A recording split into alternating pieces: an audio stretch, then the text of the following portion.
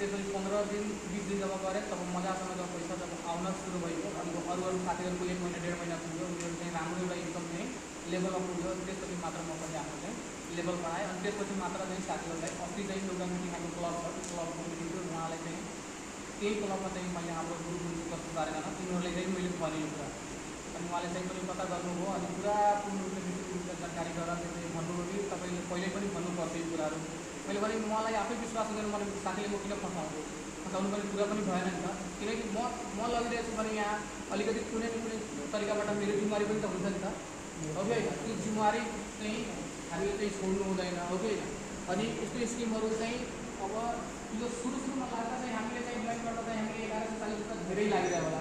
यो 1140 रुपियाँ त कहाँ दिन्छ त्यो त धेरै नै भयो।